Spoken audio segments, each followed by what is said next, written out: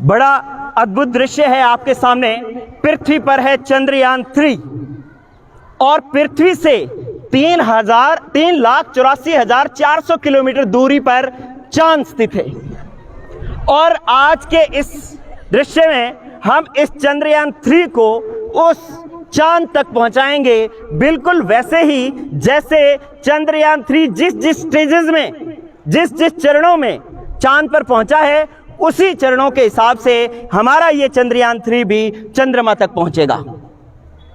राजकीय उच्च माध्यमिक विद्यालय नई मंडी गड़साना के क्लास 12 के साइंस के बच्चों ने ये मॉडल बनाया है।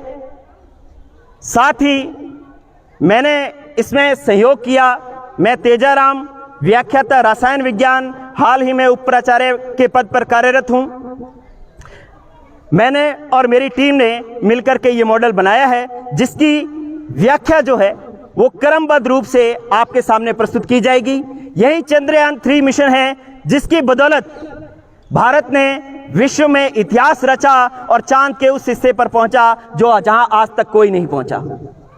तो इसकी व्याख्या मैं निम्न चरणों में करूंगा। पहला चरण, सबसे पहले मैं इस स्ट्रक्चर की व्याख्या करूंगा, पूरी संरचना की व्याख्या करूंगा कि ये किस प्रकार से बना हुआ है। फिर हम इसको गति करवाएंगे और ऊपर लेकर के जाएंगे। ऊपर ये 4 स्टेजेस में जाएगा, वो चारों स्टेजेस एक्सप्लेन की जाएंगी। उसके पश्चात आपको चंद्रमा पर लैंडर की सॉफ्ट लैंडिंग समझाई जाएगी कि किस प्रकार से लैंडर ने लैंड किया। उसके पश्चात आपसे यह समझाया जाएगा कि भारत विश्व में प्रथम स्थान पर कैसे हुआ। और अंतिम चरण जो होगा वो आप सभी के लिए होगा। 15 क्वेश्चन रखे गए हैं सर, जो समझाया जाएगा उसकी क्विज रखी गई है। आप बच्चों में से जो ढंग से सुनेगा और उसमें से 15 क्वेश्चन 1 बाय 1 बच्चों से पूछे जाएंगे और जो बताएगा उनके लिए सामने चमचमाती ट्रॉफियां आपके सामने, ये ट्रॉफियां आपको दी जाएंगी। तो आप सभी के लिए ये बड़ा ही बेहद और रोमांचक विषय है। तो शुरू करें सर। मैं हमारे रिस्पेक्टेड प्रिंसिपल सर से अनुमति चाहूंगा कि मैं इसको प्रारंभ करूं सर। Thank you sir. अब सबसे पहले बात करते हैं इसकी संरचना की। चंद्रयान 3 में जो रॉकेट लॉन्च किया गया है, छोटे छोटे बच्चे भी बैठे, एक एक चीज को गौर से सुनना। चंद्रयान 3 में जो रॉकेट लॉन्च किया गया है, जो इसको ऊपर ले जा रहा है, उस रॉकेट का नाम है LVM-3M4। रॉकेट का नाम क्या है? LVM-3M4। ये इस रॉकेट के 4 हिस्से हैं। नंबर 1 इसके अंदर है, ये 2 जो लगे हुए हैं ये हैं रॉकेट बूस्टर। रॉकेट बूस्टर, इनका नाम है S200। 2 लगे हुए हैं, S200 इधर, S200 इधर।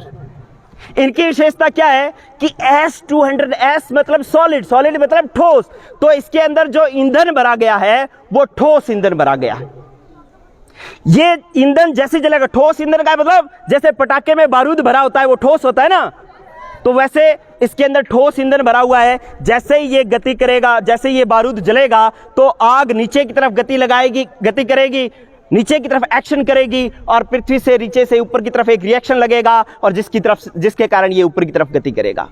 तो पहला इसको मूव कराने का काम जो रहेगा वो रहेगा रॉकेट बूस्टर का, जिसका नाम है S200। जैसे ही S200 अपना कार्य करना बंद कर देगा, आपके लिए ट्रॉफियां हैं, क्वेश्चन पूछे जाएंगे, सभी लोगों का पूरा फोकस इस पर होना चाहिए। जैसे ही S200 अपना कार्य करना बंद कर देगा, वैसे ये दोनों, अब जब इन्होंने कार्य करना बंद कर दिया, इसका तो काम ऊपर पहुंचाना था, तो अब इन दोनों को अलग होना पड़ेगा क्योंकि इसमें ईंधन ही नहीं बचा। अब ये ऐसे ही लगे रहेंगे तो ये तो भार बढ़ाएंगे। अपने को तो ऊपर ले जाने के लिए क्या करना है? हल्का करना है, हाँ या ना?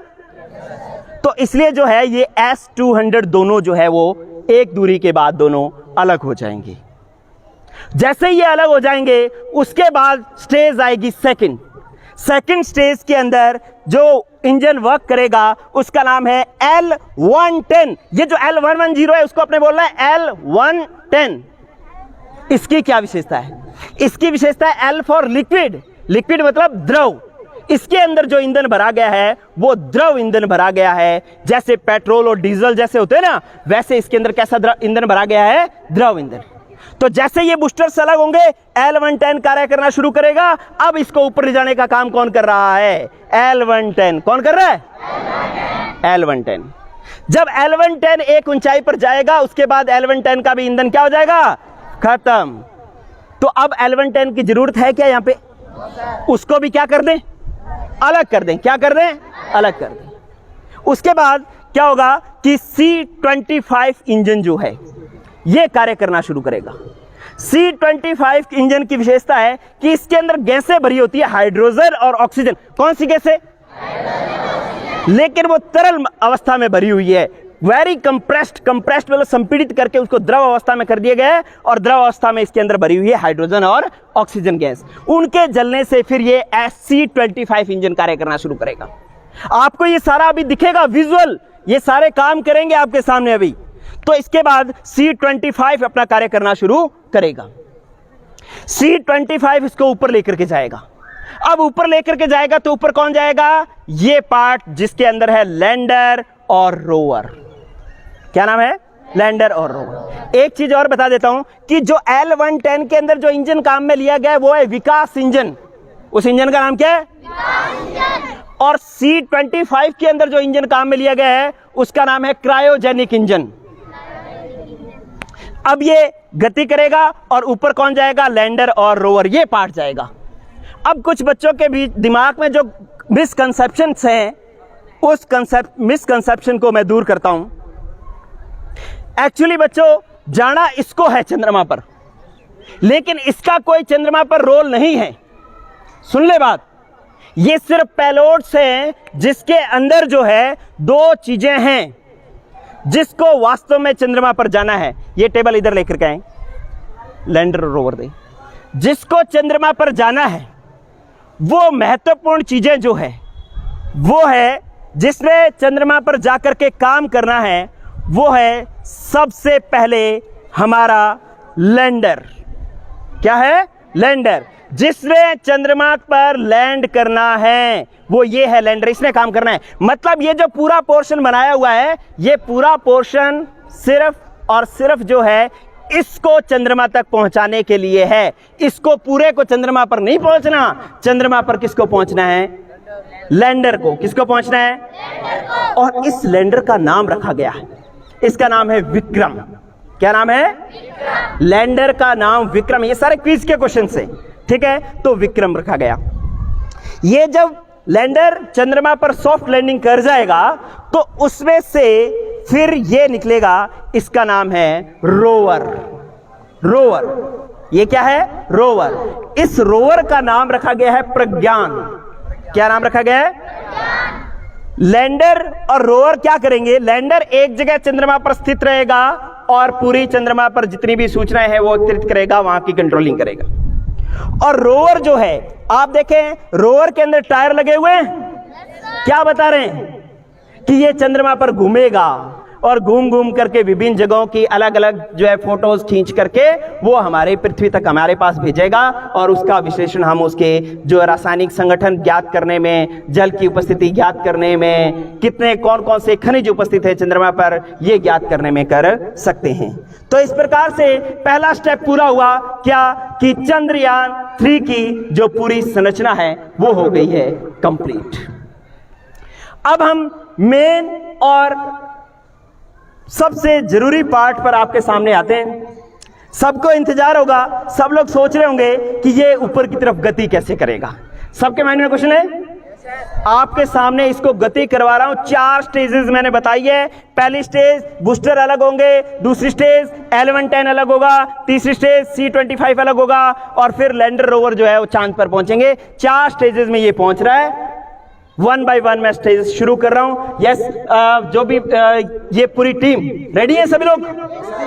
ओके, ये वापस उधर कर दो भाई।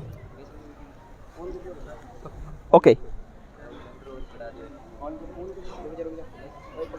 यस, ये चंद्रयान 3 का लोगो हटाएं, हटा लो। यस, आप लोग बैठे। पीछे की साइड, इसके बैक साइड लगाओ। ओके, जब ये थोड़ा सा उठ जाए तब फायर करना है, ठीक है? यस। अब चंद्रयान 3 चांद की तरफ बढ़ रहा है, स्टार्ट कर रहे हैं अपने। सभी लोग एक्साइटेड हैं? हम लोग एक बार काउंटडाउन शुरू करेंगे जिस प्रकार से ओरिजिनल में हुआ।